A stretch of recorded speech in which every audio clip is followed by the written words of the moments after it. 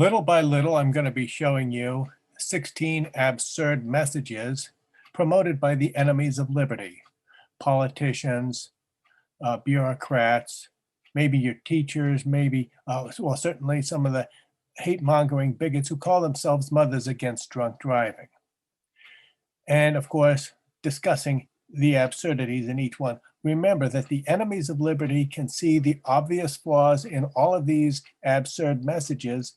It's just that they have to use absurd reasoning because only absurd reasoning can support their absolutely ridiculous position. Message number one: to prevent blood borders, the drinking age in every state has to be 21 because that's the only number that is equal to itself. It's ridiculous to say that the drinking age has to be 21 in order to be uniform in all the states. Blood borders were when the drinking age was 18, for example, in New York and 21 in Pennsylvania.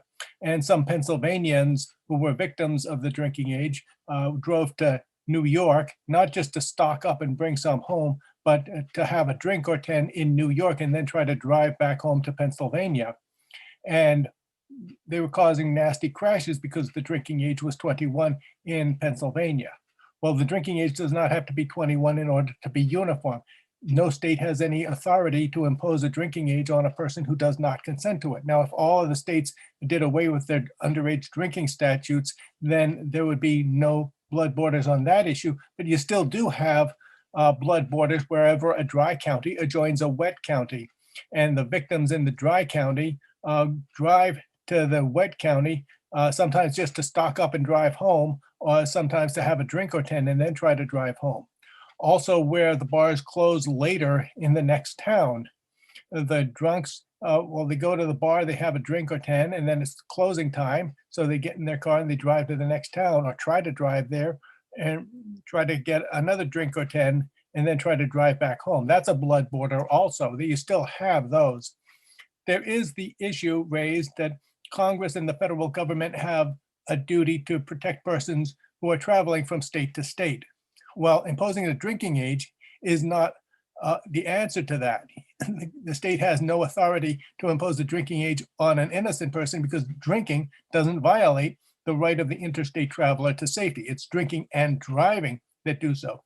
Look at the Carrollton, Kentucky bus crash of 14 May 1988. The guy was well above the legal drinking age. He was driving drunk, driving the wrong way on the interstate, and crashing head-on into a church bus that was returning to Kentucky from Ohio. Richard Keith Gone was 19 years old. He never got a chance to drink alcoholic beverages legally.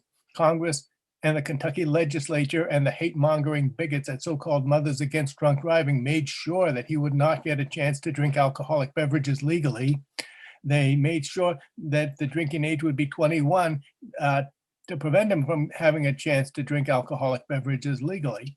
It did nothing to protect him because it does nothing to get drunk drivers over 21 off the roads.